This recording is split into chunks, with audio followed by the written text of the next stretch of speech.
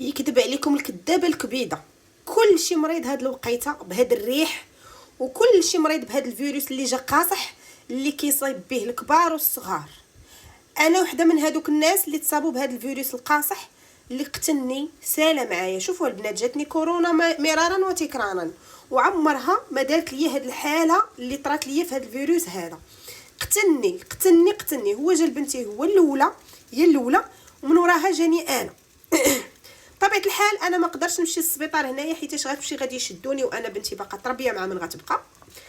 ثاني شيء الفانيد والدوايات وداكشي. حنا جاتني هنا في المانيا كورونا وقالوا لي سيري سدي عليك، ما عطاوني حتى فنيده. المهم كناخذ غير باراسيتامول، ما دار ليا والو. فاللي غادي يفكني سيمانه قلت لكم وانا كندير في هذه الوصفه، والحمد لله اليوم تنفست. راه ما بقيت كنشم، ما بقيت كنتذوق. النيوفه مسدودين، الكحبه، الراس، تبوريشه، السخانه البارده، السخانه السخونه. عرفتوا لا اله الا الله محمد رسول الله.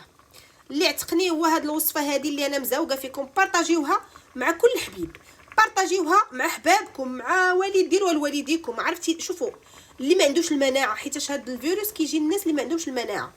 انا عندي مناعتي قليله هاد الايامات، داكشي علاش ضرني بزاف. قسما بالله الا بارطاجيوها مع حبابكم راه غديو على رحمه الوالدين كيف غترحموا لي انا والديا مني غادي تصحوا. ما غاديش يكون فيها بزاف. انا نوريكم شنو غادي نحتاجو. ها انت الكبيده. هاد الوصفه انايا في الاول كنت كندير حامضه وحده، حامضه وحده في الصباح وحامضه وحده في الليل قبل ما كنعس. وفي الصباح مني كنفيق قبل الفطور ربع ساعه كنفطر كندير حامضه. دابا اليوم درت غير نص حامضه. علاش؟ حيت الحمد لله ترخفت. ديك نصيص الحامضه الاخر غنديرو في الليل. نتمنى ان اليوم اخر نهار ياكل الحامض. اي عسل عندك ولكن يكون عسل زوين. انا كنستعمل هذا كيعجبني، زوين تقريبا طبيعي، مهم زوين ياك. وزويته العود، ها هي يا اختي. هذا اللي بقى عندي ديال زيت العود، عسكتو. زويته العود هذا ديال المغرب، ما بقاش. هذه هي القرعه الاخر. عرفتي غير كنخمم. انا غنوريكم الطريقه. ها نتوما البنات، هذيك نص حامضه كتشدي ديك الحامضه كتغسليها مزيان، كتخليها بقشورها، كتاخدي منها نص حامضه كتقسميها على 4 على هذا الشكل هذا. نص حامضه معاه كاس الماء، وحامضه كلها معاها كاس ونص ديال الماء، وكديريهم على البوطه يطبخوا. انا غنوريكم كي غيوليو. هنا اختي راه قربت هذيك الحامض قرب يوجد. كتاخدي معلقه صغيره ديال العسل، وكديري 2 معالق صغار ديال زيت العود، وكتحطوهم في شي كويس على هذا الشكل هذا.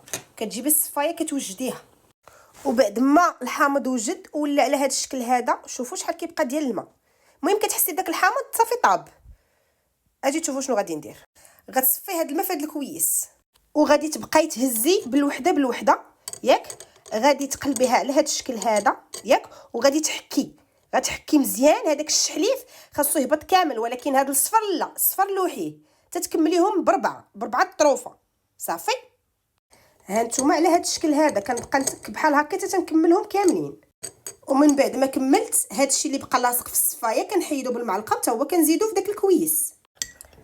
ها انت الكبيده، وكنخلط وكنحصل على هذا الشكل هذا. شوفوا بحال شي سيرو. المهم ديك الكميه عطاتني هذا الشويه هذا صافي. غادي نشربو. شوفوا البنات غنخلطو مزيان باش داك العسل يذوب وداك الزيت حتى هو ينسجم مع داك الحامض. وغادي نشربو اختي، وما غنفطر على ربع ساعه. والبنات ديروها في الصباح، فطروا على ربع ساعه، وفي الليل اخر شيء تشربوه وتدخلوا للفراش. وتفكروني ما بغيت منكم والو، بارطاجيو هذا الفيديو، والله يشافي الجميع، ودعيو معايا بالشفاء.